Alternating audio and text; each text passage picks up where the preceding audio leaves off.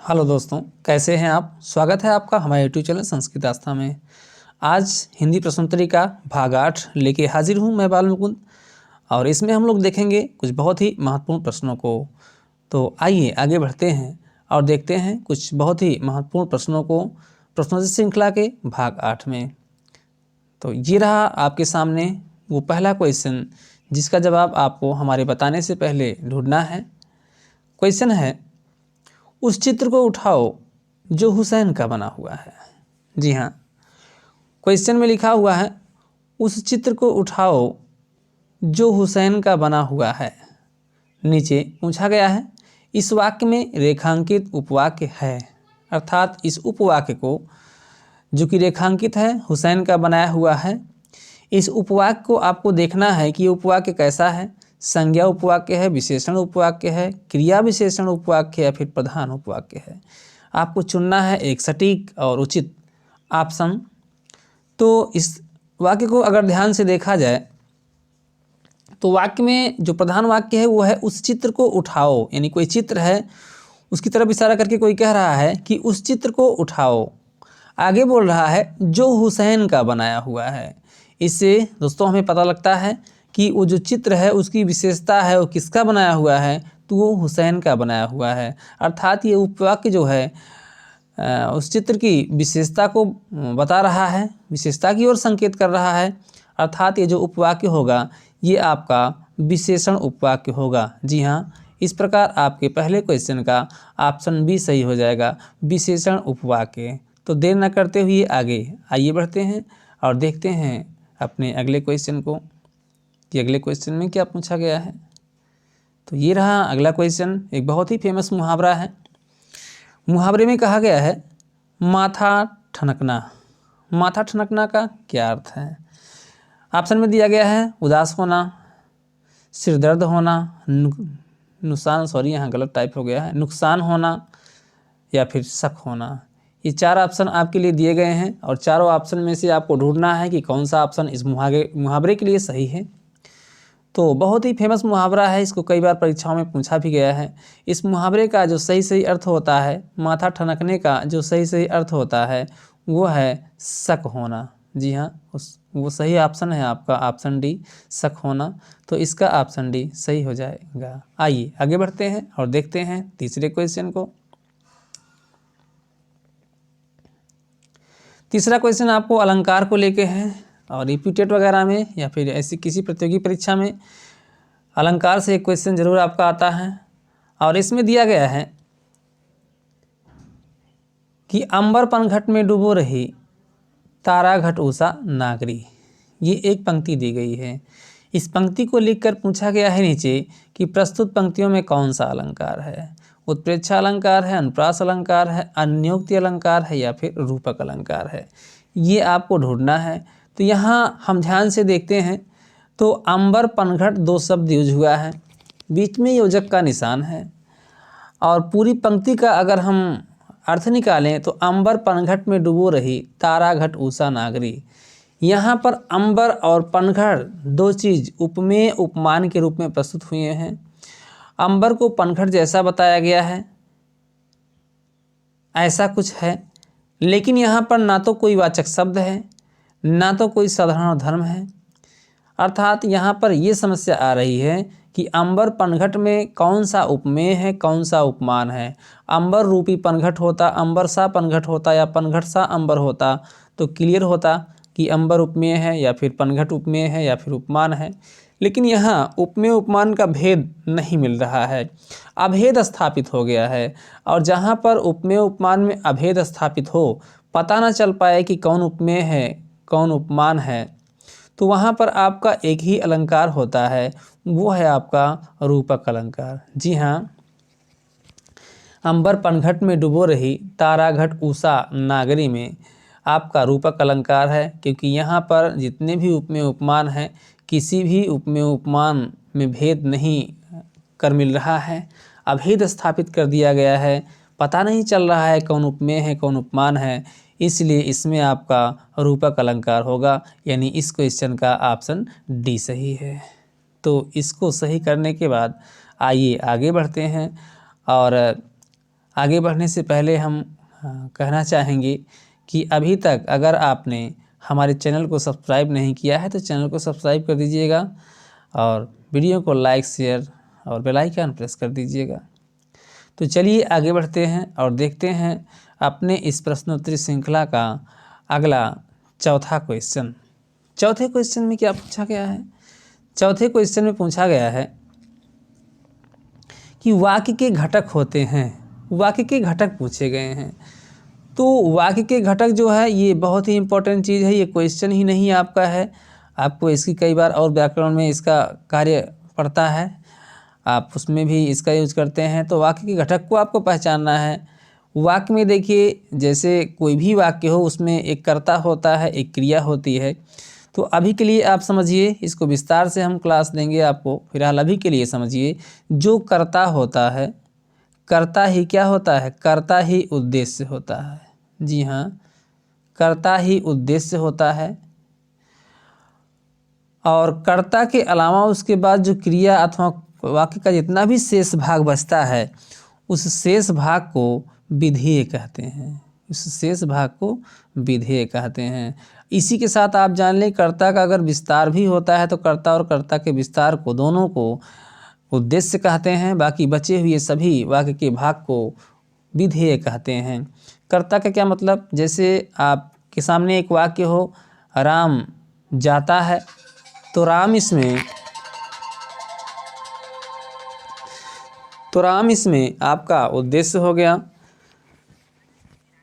और यदि आप से पूछा जाए कि राम जाता है में जाता है क्या है, तो जाता है विधेय हो गया। अब यहाँ बात करते हैं कर्ता के विस्तार की। मान लीजिए आपके सामने वाक्य हो कि काले काले बालों वाला राम जाता है, तो यहाँ काले काले बालों वाला और राम ये दोनों ही आपके उद्देश्य होंगे, क्योंकि राम कर्ता है और काले काले बालों वाला कर्ता का विस्तार है। तो कर्ता और कर्ता का विस्तार उद्देश्य होता है। बाकी बचा हुआ वाक्य का जितना भी भाग हो सब विधेय होता है। इस प्रकार वाक्य के दो ही घटक होते हैं। कौन कौन से? तो उद्देश्य और विधेय। इसलिए आपका ऑप्शन ए सही होगा, उद्देश्य और विधेय। चलिए, और हमारे बताने से पहले आप एक ऑप्शन ज़रूर चुनिए और लास्ट में आप देखिए कि आपने हमारे 10 क्वेश्चन की श्रृंखला में से कितने प्रश्नों को हल किया। प्रत्येक सेट में आप ज़रूर ऐसा करिए ताकि आपका आत्मविश्वास बने कि हाँ, हम इतना क्वेश्चन कर ले जा रहे हैं। चलिए, एक और क्वेश्चन आ गया है। क्वेश्चन है, बाल चित्रण में कौन सा कवि श्रेष्ठ है? बाल चित्रण में कौन सा कवि श्रेष्ठ है?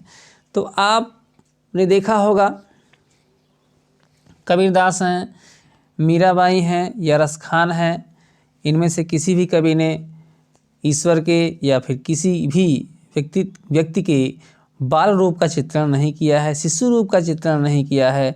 आपके एक कवि सूरदास हैं जिन्होंने श्री कृष्ण के बाल रूप का चित्रण किया है। तो सूरदास ही इस क्वेश्चन के सही ऑप्शन होंगे, इसलिए आपका 5वें क्वेश्चन का ऑप्शन सी सही हो जाएगा। आइए आगे बढ़ते हैं और देखते हैं अपनी श्रृंखला का 6वां क्वेश्चन। 6वां क्वेश्चन आपका आ गया है। 6वें क्वेश्चन में पूछा गया है, वीरपुत्र को जन्म देने वाली, ये आपसे पूछा गया है।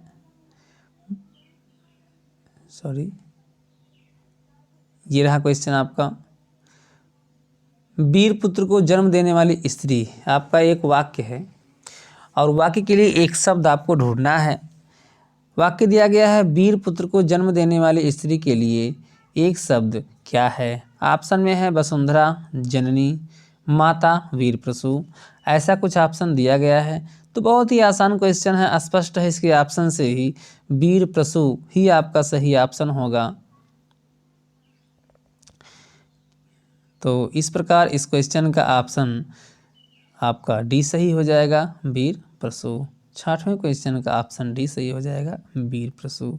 तो आइए देर न करते हुए आगे बढ़ते हैं और देखते हैं अगले यानी 7वें क्वेश्चन को। तो ये रहा आपका 7वां क्वेश्चन। 7वें क्वेश्चन में दिया गया है, यह फाइल प्रबंधक तक पहुंचाओ। और आगे कहा गया है, अर्थ के आधार पर वाक्य है, यानी अर्थ के आधार पर वाक्य बताइए। तो वाक्य के चैप्टर में आप आगे चल के पढ़ेंगे अर्थ के आधार पर वाक्य। तो अर्थ के आधार पर वाक्य यहाँ देखना है कि ये वाक्य कैसा है, इच्छावाचक वाक्य है, संकेतवाचक वाक्य है, प्रश्नवाचक वाक्य है अथवा आज्ञावाचक वाक्य है। तो वाक्य से ही पता चल रहा है। या फाइल प्रबंधक तक पहुंचाओ, इसका मतलब कोई किसी से कह रहा है, कोई कार्य करने के लिए कार्य क्या है, फाइल को प्रबंधक तक पहुंचाने का। और इस वाक्य से आपको बोध हो रहा होगा कि कोई किसी को आज्ञा दे रहा है, कह रहा है ये कार्य करने के लिए, यह फाइल प्रबंधक तक पहुंचाओ। इसलिए इस क्वेश्चन का ऑप्शन डी सही होगा, आज्ञावाचक वाक्य। जी हाँ, आज्ञावाचक वाक्य। तो 7वें क्वेश्चन का ऑप्शन डी इस प्रकार सही हो गया। आइए आगे बढ़ते हैं और देखते हैं 8वें क्वेश्चन को।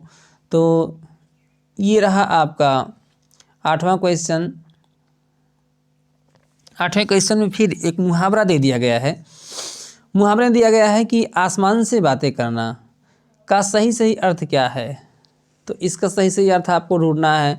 ऑप्शन दिया गया है पागल हो जाना, तेज दौड़ना, या फिर आपके सी ऑप्शन में दिया गया है बहुत ऊंचा होना, या फिर ऑप्शन डी में दिया गया है बहुत परिश्रम करना। ये सब आपके ऑप्शन में दिया गया है। आपको ढूंढना है कि कौन सा ऑप्शन सही है। तो देखते हैं कि कौन सा ऑप्शन सही है।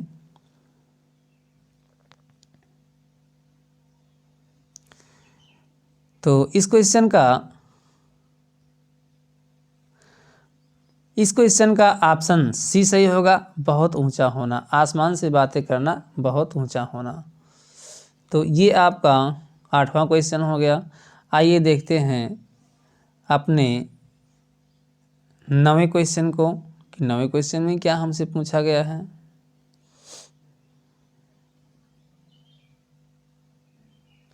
9वां क्वेश्चन देखिए, बहुत ही प्रमुख है क्वेश्चन। पूछा गया है कि अष्टयाम के रचनाकार हैं, यानी अष्टयाम के रचनाकार कौन है, ये आपसे पूछा गया है। ऑप्शन में है गोकुलनाथ, नाभादास, कृष्णदास या फिर रामानंद। तो अष्टयाम के रचनाकार जो हैं, इसमें कोई समझने वाली बात नहीं, आपको याद रखने वाली बात है।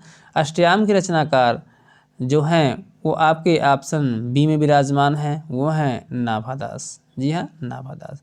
आगे आइए बढ़ते हैं और देखते हैं अपने अगले क्वेश्चन को और अपने श्रृंखला के अंतिम क्वेश्चन को।